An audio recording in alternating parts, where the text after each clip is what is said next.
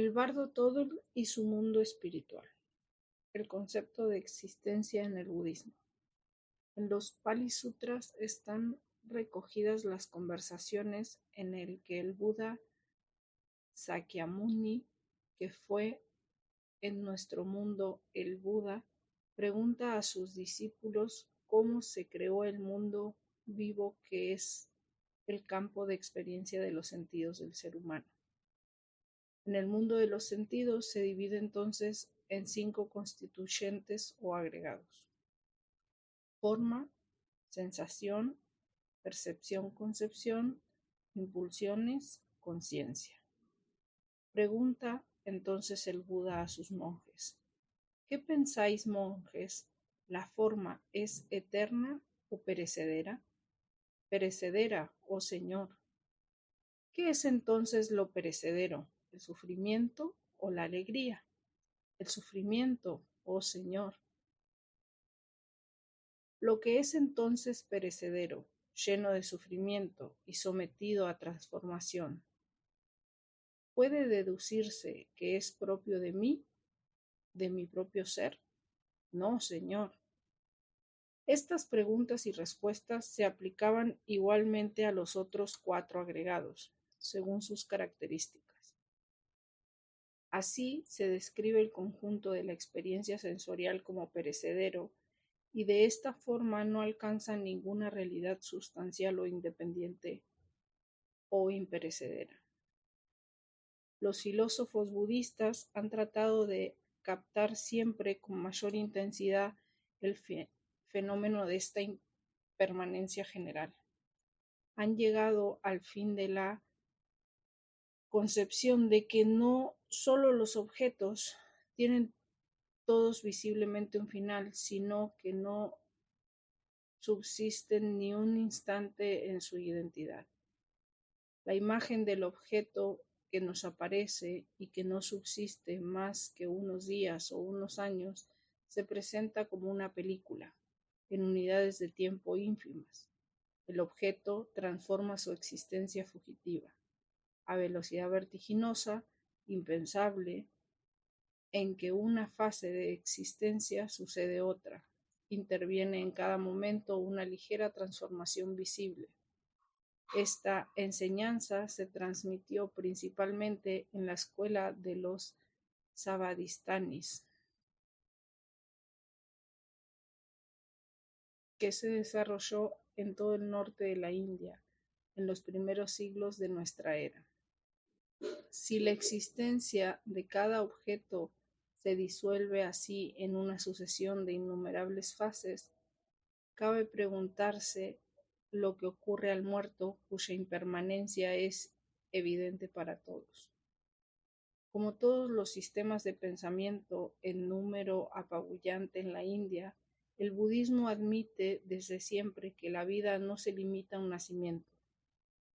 Los deseos engendrados por las distintas acciones tienen una descarga, como partículas de energía, es decir, una nueva objetivación, a una materialización, al renacimiento, por lo que la existencia humana es como una concatenación de fases que llevan de la muerte a un nuevo nacimiento.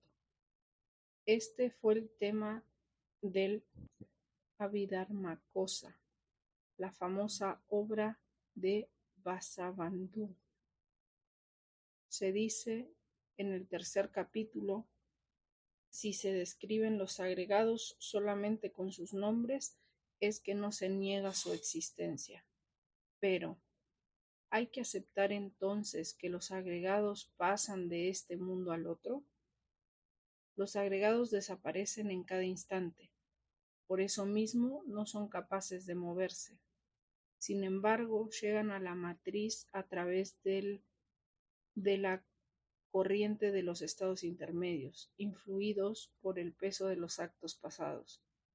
Al igual que para la luz, aunque desaparezca en cada instante, la corriente es ese instante capaz de ir a otro lugar. Los agregados se comportan de igual manera. Por eso no te puede hablar de la migración. Esta pues está demostrado, aunque no exista el sí, que la corriente de agregados bajo la influencia de las acciones realizadas a ciegas vuelve a entrar en la matriz. Esto no es más que una breve cita de toda la argumentación que se prolonga a lo largo de muchas páginas. Vasubandhu trata de demostrar la afirmación de la existencia de un estado intermedio con citas de los sutras.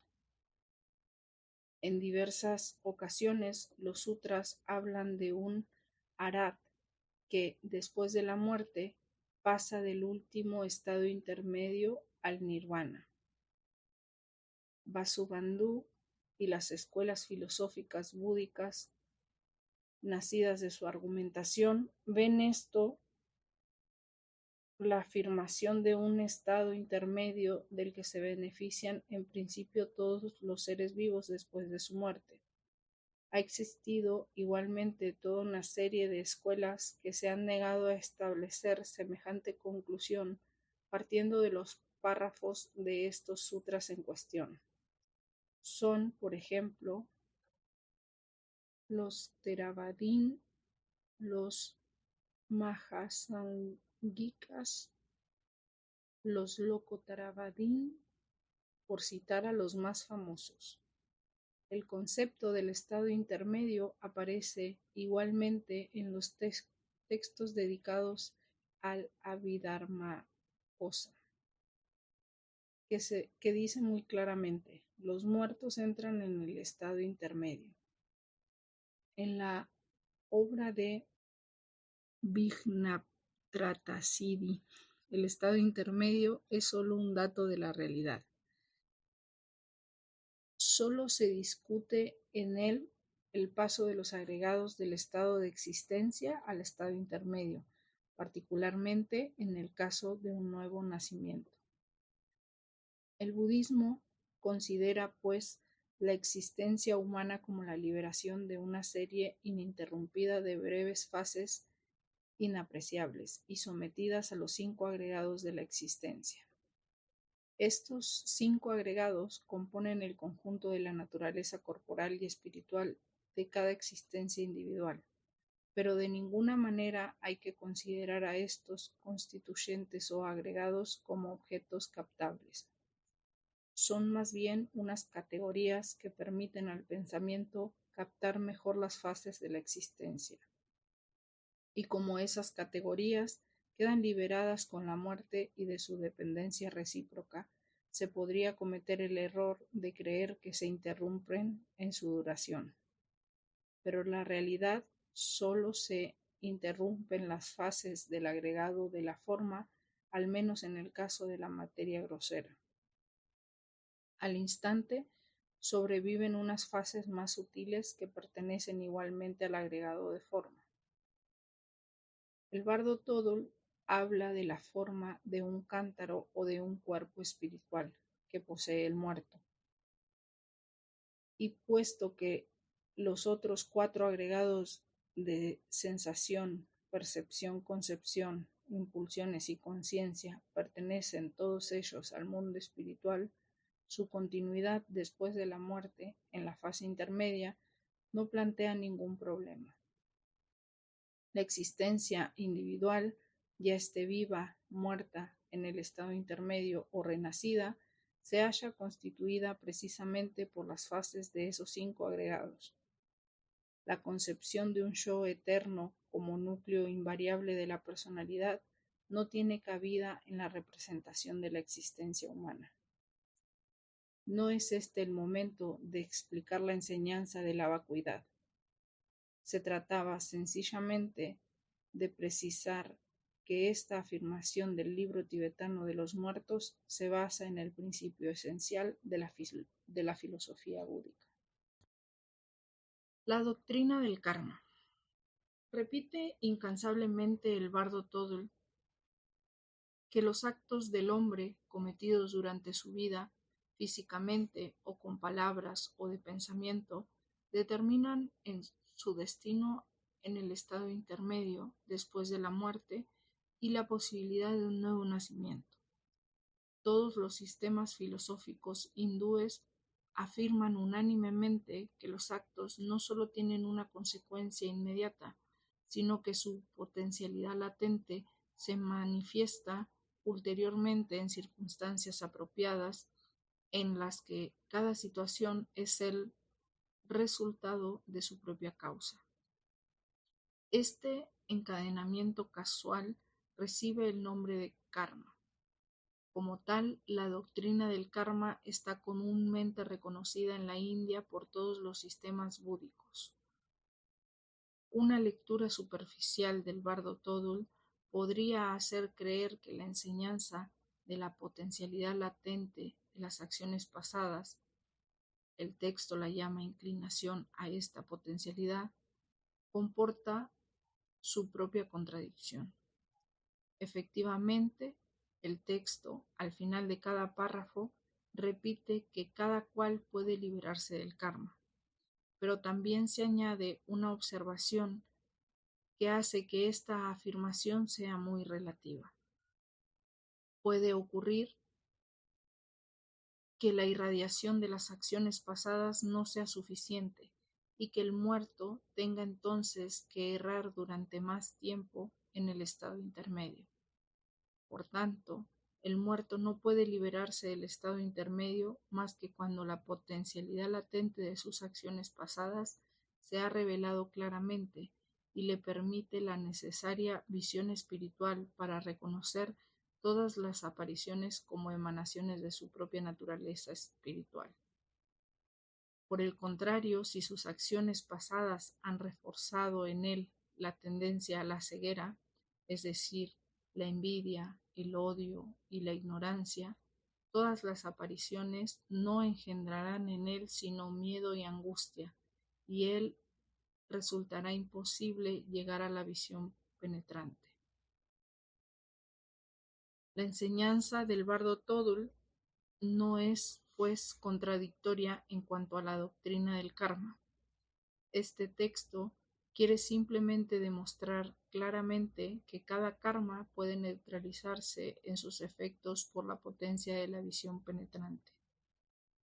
El acto como causa de la multiplicidad de los fenómenos no se toma aquí en el sentido de un simple acto desnudo, sino que se toma en consideración la intención que yace en cada acto y que lo engendra.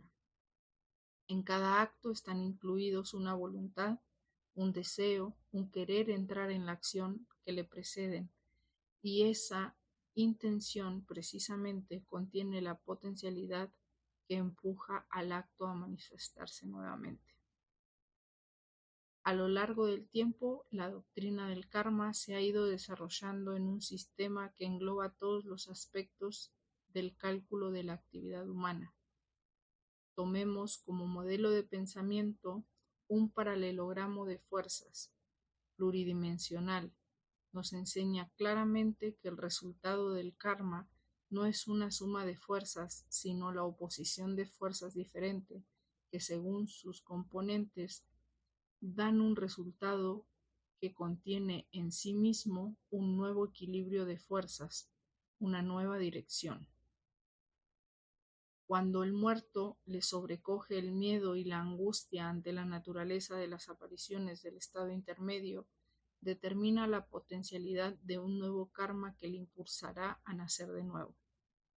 Pero si reconoce que todas esas apariciones no son sino la emanación de su propia naturaleza espiritual, su visión penetrante quedará libre de toda intención, y al no tener ninguna falsa energía que tenga que descargar en una acción, un instante después de la muerte, como tiene una clarividencia extrema, podrá alcanzar la liberación esencial, liberación del sufrimiento samsara, es decir, del ciclo de las existencias, liberación de las ilusiones, y de hecho se habrá convertido en Buda.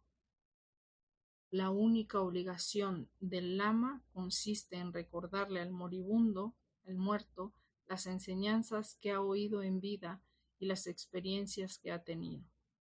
El lama cumple la función de advertidor. no es ni curandero, ni mago, ni salvador. El moribundo, el muerto, llega a él solo a la visión penetrante. Sin embargo, el lama sostiene los pensamientos del muerto, como el apuntador en un teatro, diciéndole al muerto qué apariciones surgen ante él y cómo debe entenderlas. Es evidente que todas las advertencias del lama son vanas e inútiles si el muerto, en vida, no se preparó a depositar su confianza en los temas del bardo Todol. El texto repite incansablemente que importa estudiar en vida, impregnarse y ejercitarse en las meditaciones que han de ayudar al muerto a alcanzar esa visión penetrante y a abrir ese ojo interno, la transferencia de la conciencia. La transmisión literaria del bardo Todol en el Tíbet.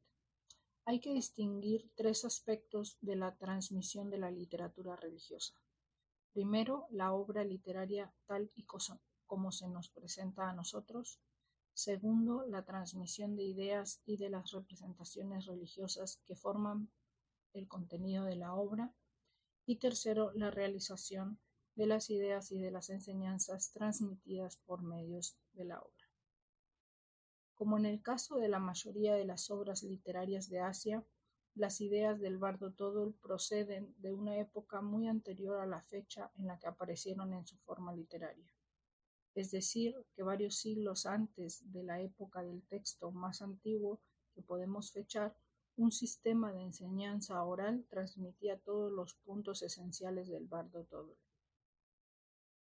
Verdad es que esta afirmación no es científicamente demostrable, pero obedece a una tradición local que, por otra parte, encontramos generalmente aplicadas a todas las obras hindúes y búdicas. A modo de aclaración, cuanto podemos decir es que los antiguos manuscritos del bardo Todol se remontan al siglo XIV. Hasta esta época disponemos para analizar el bardo Todol de medios de investigación adaptados de los métodos europeos de literatura comprobada. Pero, para penetrar en la historia más antigua de la obra hay que recurrir a la tradición local según la cual el bardo Todol es un Geterma texto, literalmente un texto tesoro. Estos textos tesoros indican en su colofón que tal maestro del budismo tibetano encontró ese texto, tal día, de tal mes, de tal año, en una cueva, en la grieta de una roca o en las paredes de un viejo templo. El que descubre un texto tesoro recibe el nombre de Tertón, que significa literalmente revelador de tesoros. Y según la tradición local, ese descubridor no es el autor del texto, que se remonta a Padmasambhaya y a sus innumerables discípulos. En Oriente estas afirmaciones se ponen en duda y se supone que el descubridor es el propio autor, de forma que estos textos que se dice han sido descubiertos se consideran evidentemente como falsificados.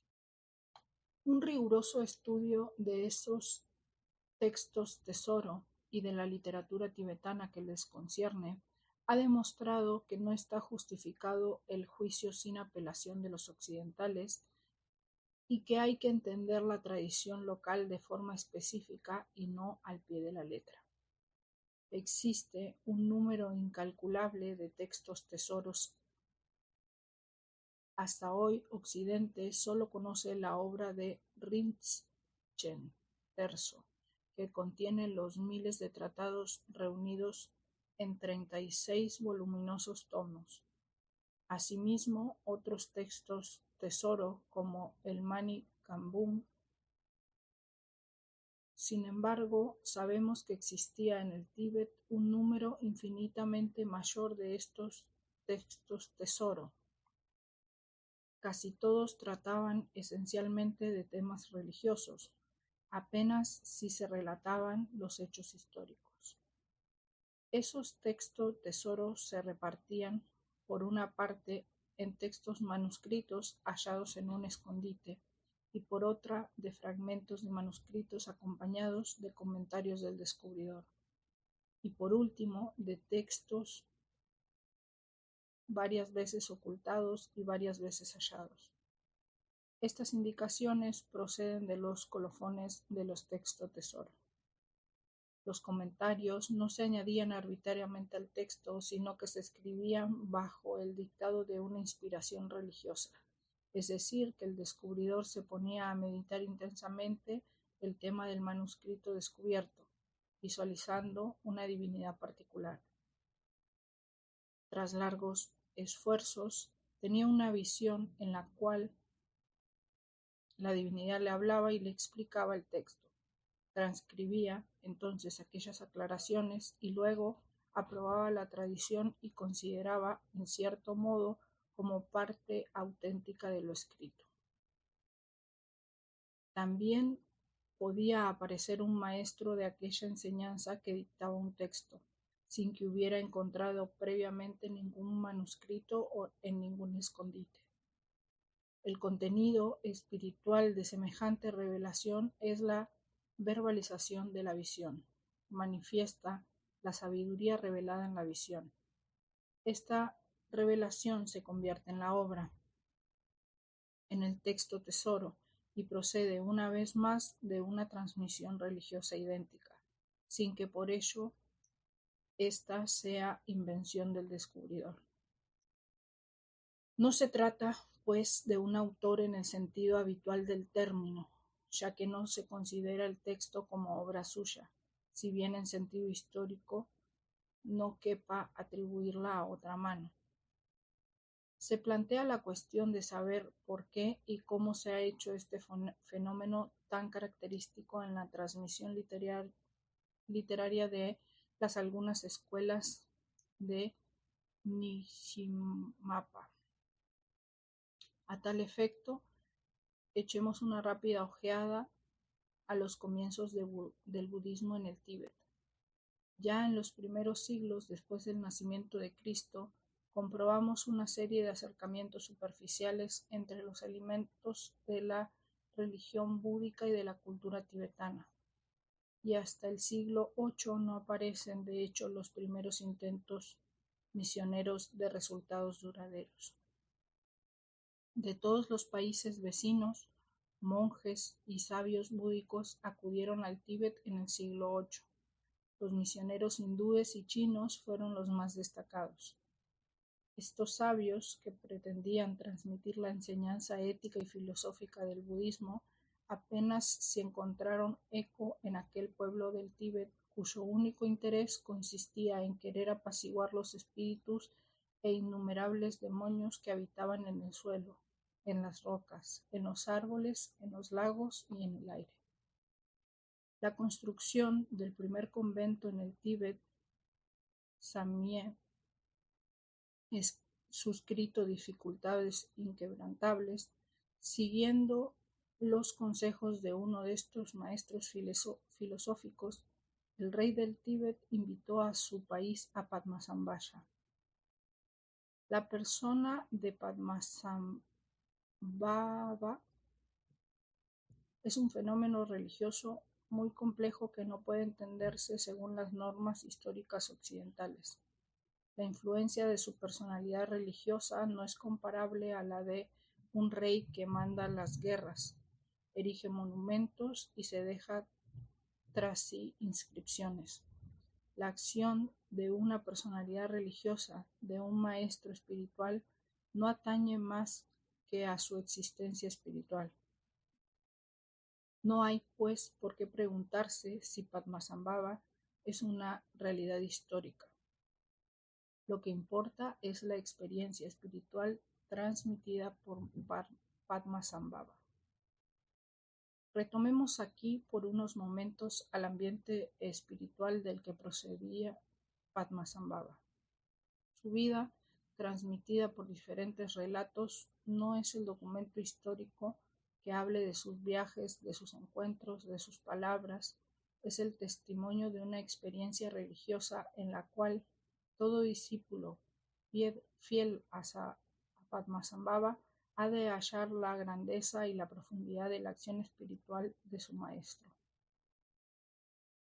La realidad, llamada en Occidente inmanencia histórica y terrestre, no puede aplicarse aquí, puesto que la doctrina se dirige a la realidad espiritual del hombre. Esta doctrina no se percibe con el ojo del cuerpo físico, no se desvela más que en las visiones y en los estados de éxtasis del yogi. De la vida terrestre y de las acciones de Padmasambhava, solo sabemos que dirigió la construcción del primer convento tibetano. Poco después de terminarse esta construcción, hacia el 775 después de Cristo, estalló una violenta lucha que opuso a los discípulos de los maestros chinos y a los discípulos de los maestros indios. Ambos partidos se enfadaron en una memorable disputa en la que los dos tuvieron que demostrar con argumentaciones cuál era más fiel a la enseñanza del Buda. Los documentos históricos y los acontecimientos consiguientes no dejaron dudas al respecto al vencedor en la disputa. Los monjes chinos, ferozmente perseguidos, fueron expulsados del país. Al igual que hicieron los indios, habían traducido al tibetano los textos búdicos que trajeran con ellos, y los discípulos tibetanos de esos monjes chinos habían empezado a reunir esos nuevos textos. Era imposible huir con todas aquellas obras. Para protegerlas de la destrucción, las escondieron en las cuevas, fallas de rocas, templos u otros lugares adecuados. La enseñanza de Padmasambhava llevaba al Tíbet tenía profundos vínculos con el budismo chino. Srisimha, uno de los más importantes maestros de la enseñanza de los Dzogchen, había nacido en China. Los maestros Dzogchen fueron llamados al Tíbet por meditación de los maestros indios. Cuando se persiguió todo lo que fuera chino, los maestros indios se vieron obligados a hacer desaparecer todas las obras que procedían de los maestros chinos. Estas obras sobrevivieron en sus escondites y fueron esos textos tesoro. No se encontraron hasta 3 o 4 siglos más tarde, a saber, en los siglos XI y XII. Traducidas, esclarecidas y comentadas en tibetano, estas enseñanzas quedaron enmarcadas dentro de la doctrina búdica que se había perpetuado. Mientras tanto, el clima espiritual había cambiado por completo en el Tíbet. La lucha con los monjes chinos se había olvidado desde hacía mucho. Había adquirido una gran importancia el interés por las enseñanzas místicas, convirtiéndose en la tradición propia del Tíbet. Se considera la época del siglo VII al IX como la más brillante de la espiritualidad búdica tibetana. Recordemos aún e insistamos en que los textos tesoros son el fruto de las experiencias puramente espirituales y que escapaban por completo al análisis de los métodos positivos. En el budismo, la doctrina religiosa se transmite esencialmente por los maestros. Este contacto humano inmediato es de gran importancia. La palabra escrita no tiene más función que la de ayuda y sostén de la memoria. Los textos se dirigen principalmente a auditores y no a lectores. El que recita el libro de los muertos exhorta una y otra vez al moribundo: escucha con toda atención. Si falta el vínculo personal con la tradición, es decir, con el maestro, resulta imposible comprender el texto. Tras un periodo de desarrollo de 3 siglos, del 7 al 9, el budismo fue duramente perseguido por un usurpador, el último rey de las dinastía de los Shar-Lung, y los maestros tuvieron que huir del Tíbet y esconder sus textos. Pero no se rompió la cadena de transmisión de las enseñanzas. La argumentación es la siguiente. Las enseñanzas lo son de una sabiduría que procede del ser perfectamente realizado, no dependen en última instancia de una transmisión de orden humano. Si se consideran las cosas de forma superficial, esos textos pueden quedar olvidados en el fondo de una cueva, pero en realidad las enseñanzas que encierran vuelven al seno mismo del ser purificado que participa más en la sabiduría fundamental. Los textos que hablan de los dakinis y de los guardianes de la ley que se transmitían la custodia del texto hasta que apareciese entre los hombres un nuevo maestro capaz de recibirlo, que será el descubridor del texto. Ese hombre ve en una visión el contenido del texto y a veces encuentra milagrosamente el escondite. En sueños, los dakinis revelan el sentido oculto de esas palabras difíciles. Estas inspiraciones le permiten componer el texto que procede en su mayor parte de la transmisión religiosa viva. No hay que tomar al pie de la letra todos los detalles del descubrimiento de esos textos tesoros, en un sentido profano. Hay que considerarlos como signos y símbolos que bajo esta forma hermética nos transmiten el núcleo de esa experiencia espiritual y de esa inspiración. El libro tibetano de los muertos es uno de esos textos tesoro. Habría que llamarle más exactamente el Bardo Todol. El colofón de este libro nos indica que Karmalinpa descubrió la obra en el monte Gompodar. En la obra tibetana La cadena preciosa de lapislázuli, una breve historia sobre la aparición de los textos tesoro, de sus descubridores y de los siddhas, contenida en el primer tomo de la obra completa de Rinchen Terzo, se nos cuenta la historia de Karmalinpa. El descubridor Karmalinpa era una encarnación de Lughelstan, el traductor del Choro, primogénito de Mahasiddha Hidasge. Nació durante el sexto ciclo sexagesimal en Herdub, en el más alto país de Dakpo.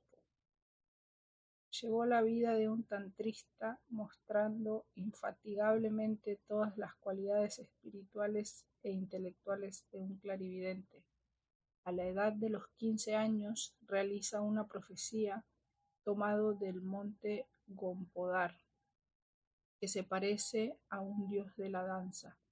El Tratado de la Liberación Espontánea por la devoción a las divinidades pacíficas e iracundas de la Orden del Loto que pertenecen al Señor de la Compasión.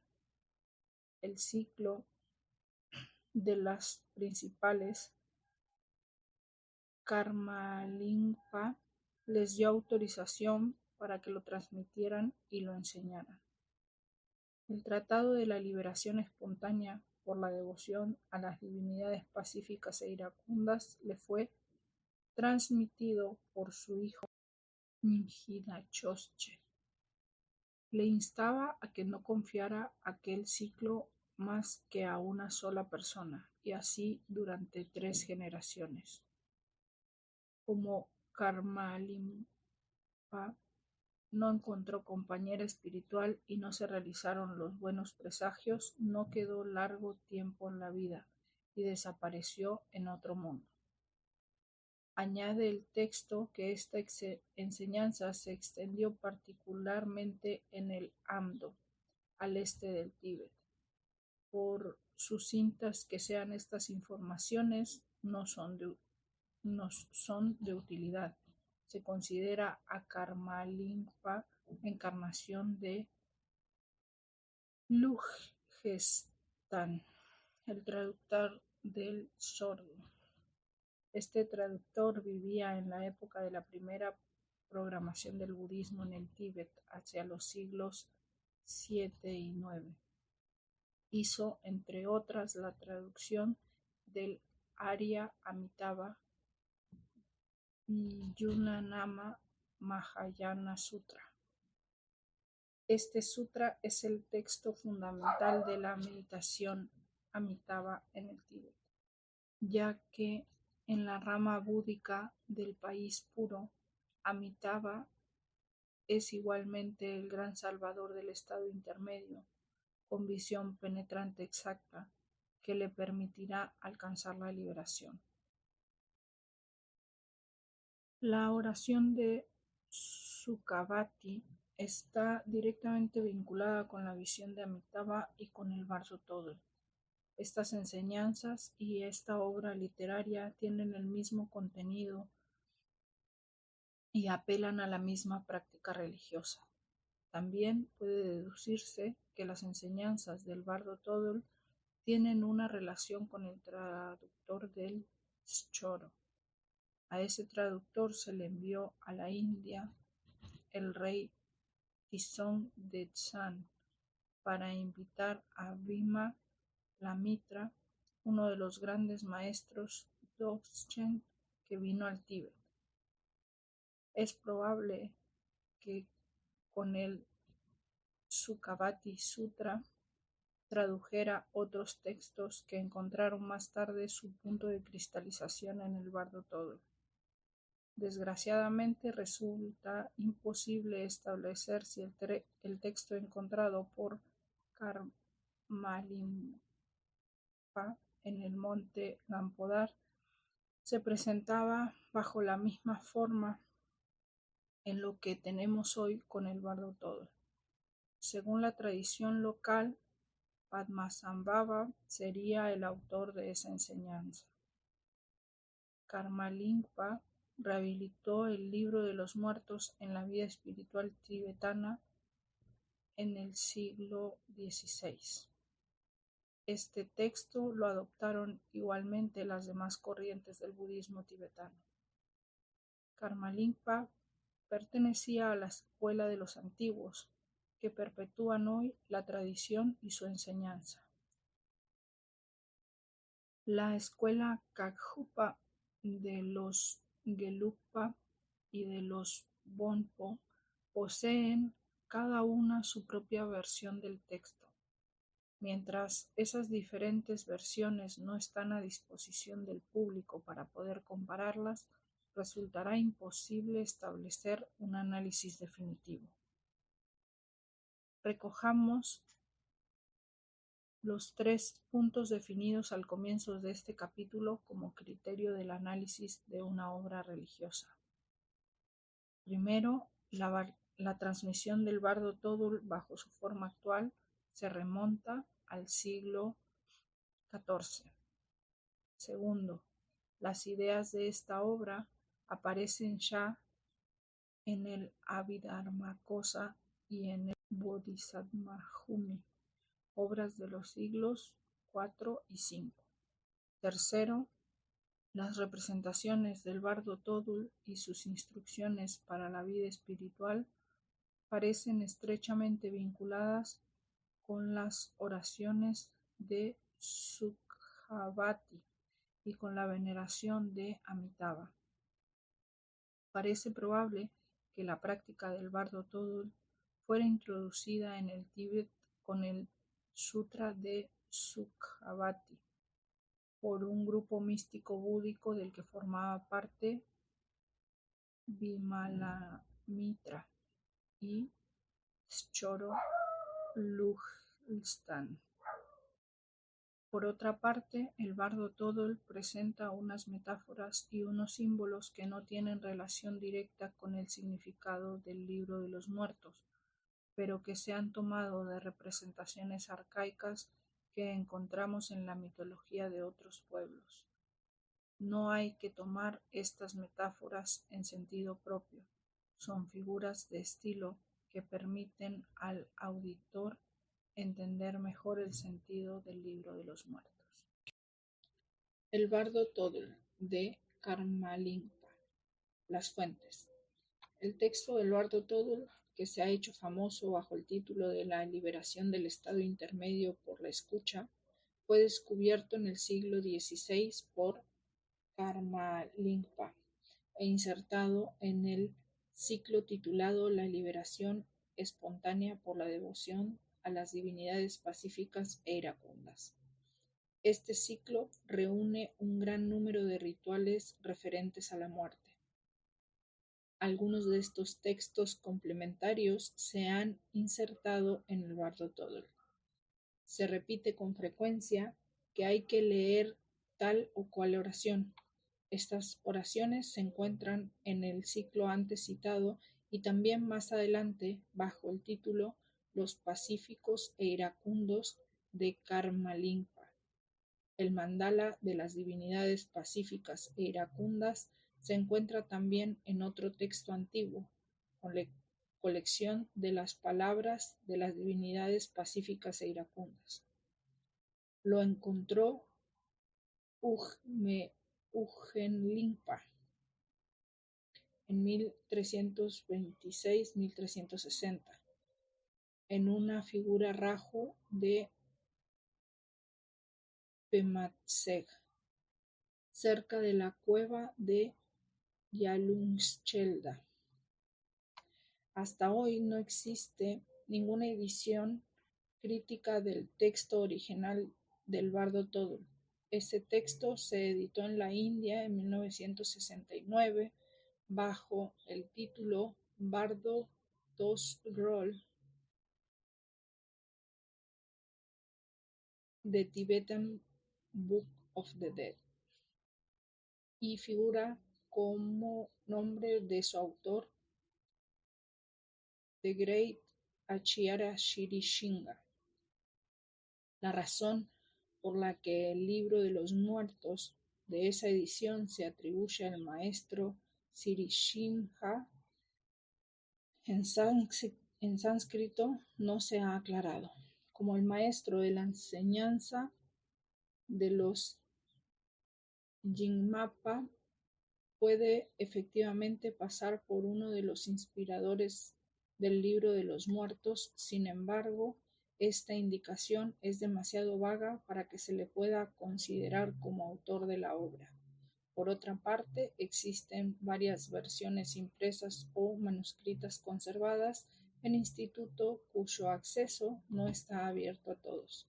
Estos ejemplares son a veces también propiedad privada. Clasificaremos los diferentes textos impresos y manuscritos de la siguiente forma. Gettucci en 1970, J. Colmas en 1969, Evans-Wentz en 1972, Fremantle en 1975, Sri Shinga y Lauf en 1975. Para mayor información, leer la página 23 del documento. Para la presente traducción nos hemos validado de la edición india de 1969, así como de otro texto impreso sin indicación de lugar y fecha de impresión.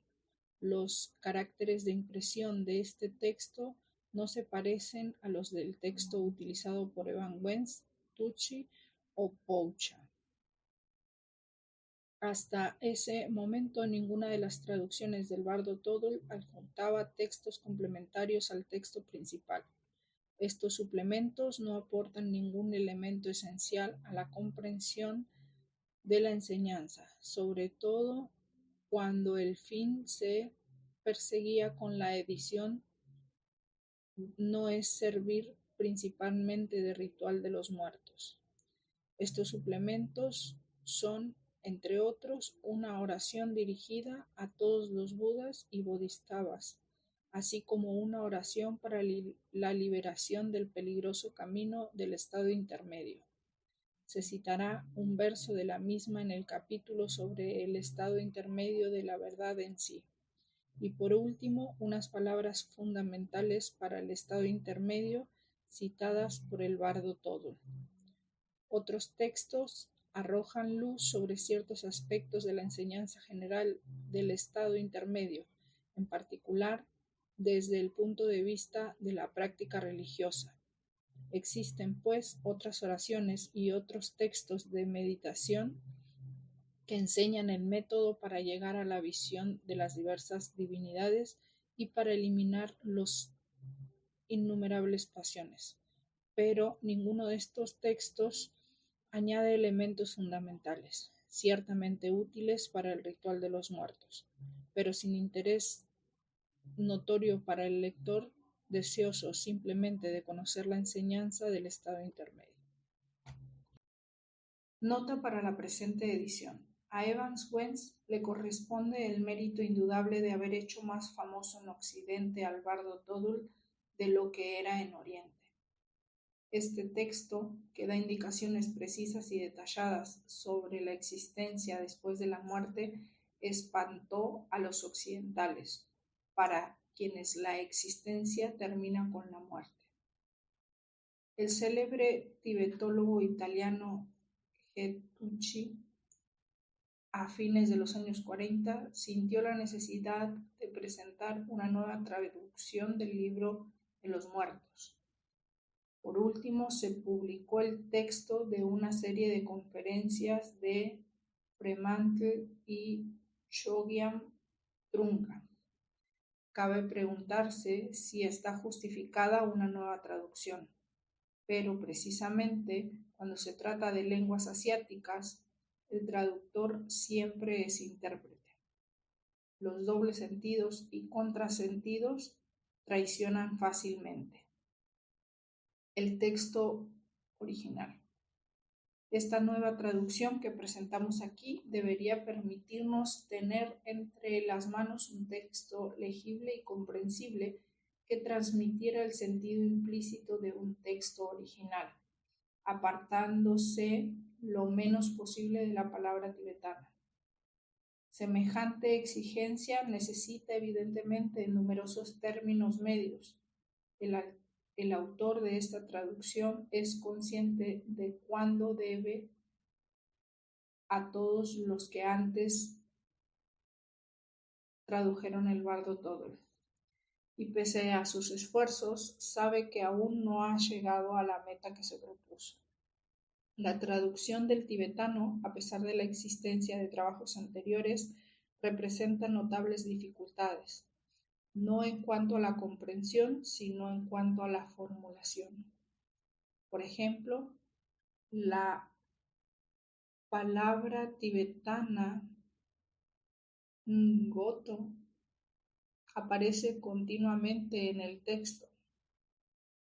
Literalmente significa encuentro del rostro, pero no significa de forma dualista el encuentro y confrontación de dos datos. Se trata de reconocer lo que aparece como nuestro propio rostro. Evans Wentz lo traduce como cara a cara, mientras que Fremantle Trungpa da mostrarse y Tuxi reconocerse. Como el tibetano no distingue entre verbo y sustantivo, la palabra puede traducirse también de forma activa o pasiva, como sujeto o como complemento causal.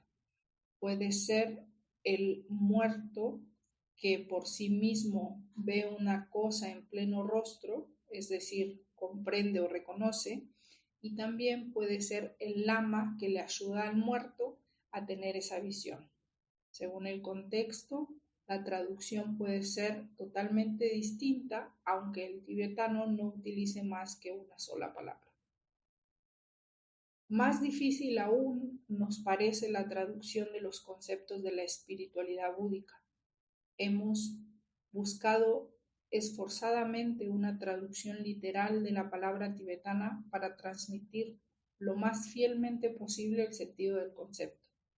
Para los especialistas de la lengua tibetana, hemos indicado al final de la obra todos los conceptos tibetanos en el orden de su aparición en el texto, de forma que nos ha parecido superfluo establecer un índice de las palabras tibetanas o sánscritas.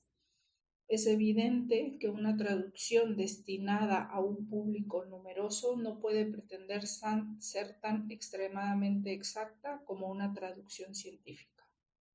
Rogamos, pues, a los especialistas que entiendan por qué nos hemos permitido las libertades necesarias para la comprensión del texto.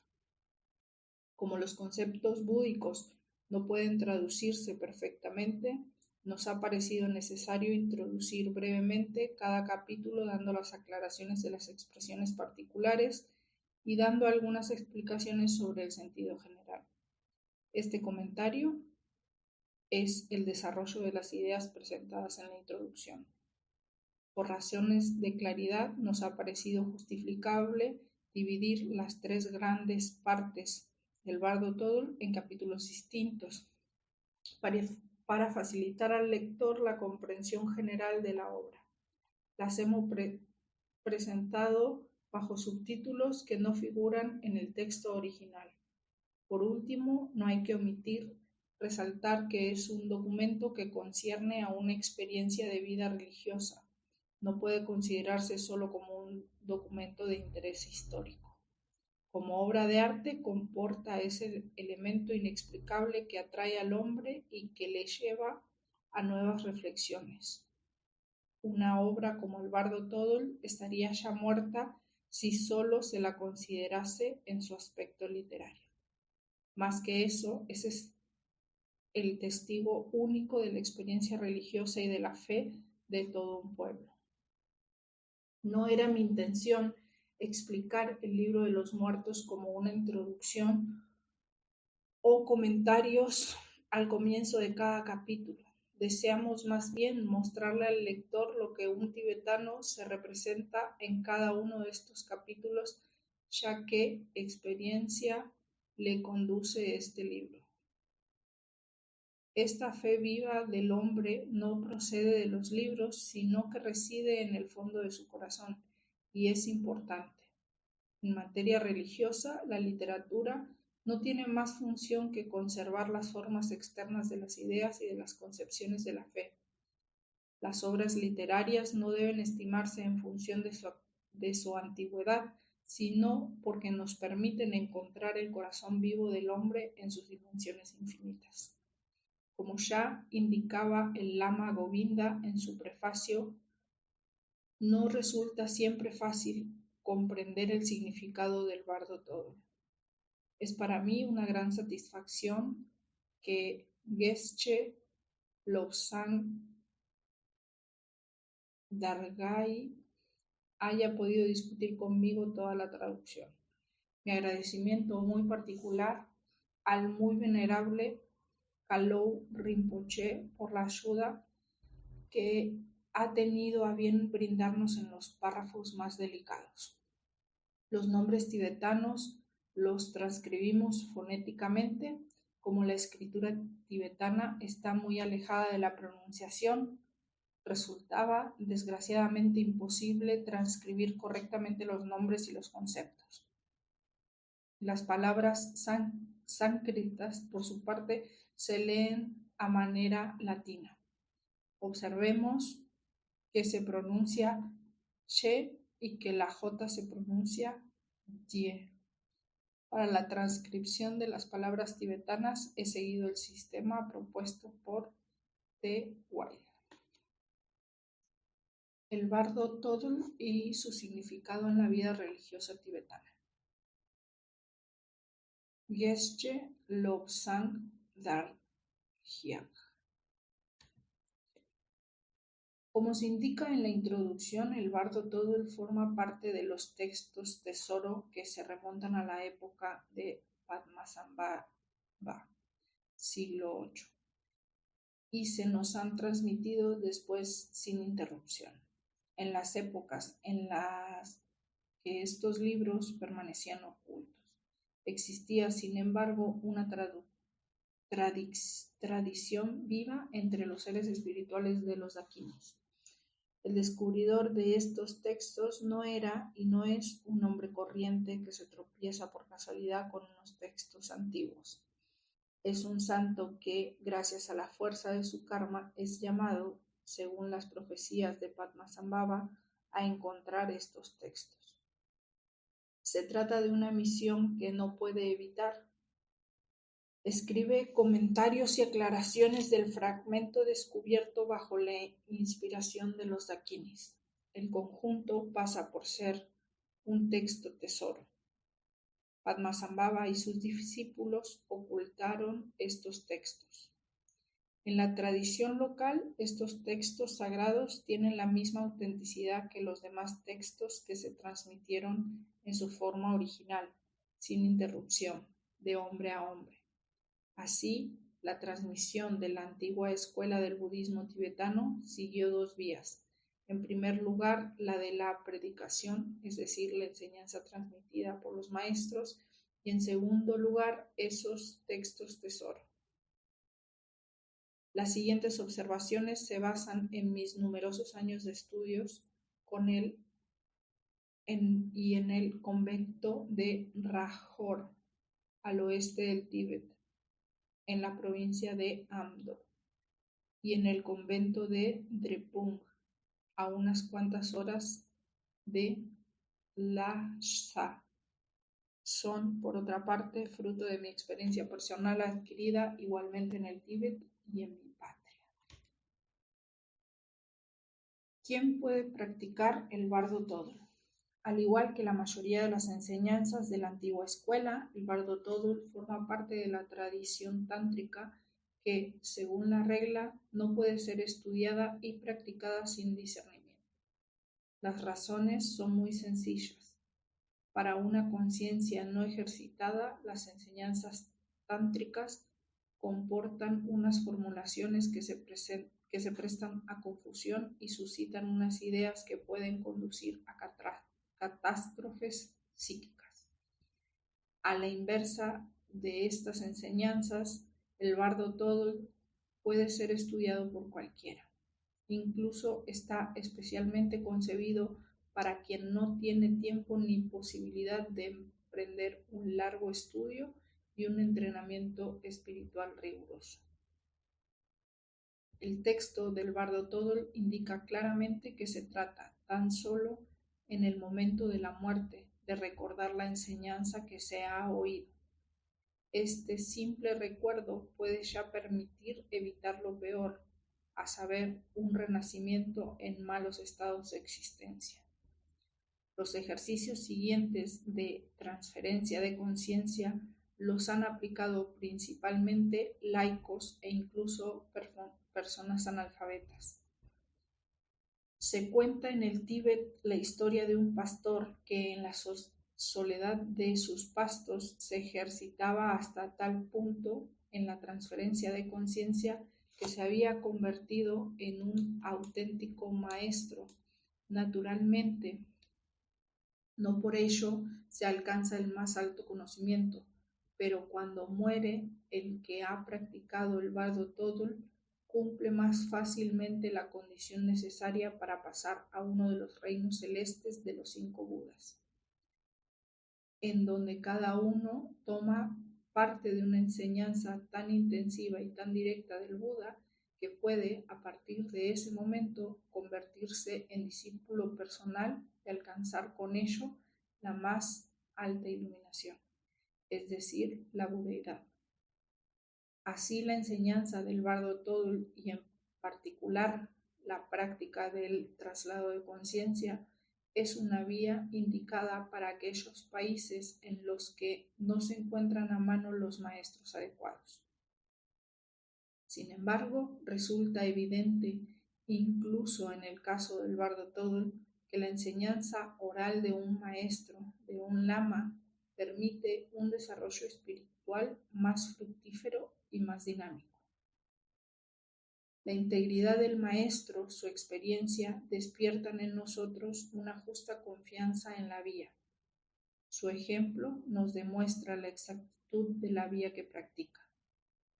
Por su enseñanza, el Lama nos permite unirnos a una cadena de hombres que han practicado esos ejercicios durante siglos, y los numerosos maestros que le han guiado acuden aún hoy en nuestra ayuda con su ejemplo, en los momentos de debilidad o de duda. En esos momentos, la enseñanza recibida de los libros resulta insuficiente. Al no confiar en su intelecto, se pierde la confianza en lo que inicialmente se había estimado. Ocurre fácilmente que se entiendan mal al leerlas las partes importantes de una enseñanza. Por eso se recomienda a toda persona que desee estudiar el Bardo Thodol que se lo haga explicar por un lama. Ningún escrito puede sustituir esa enseñanza personal directa. Un escrito solo puede y debe preparar el camino que lleva a un lama.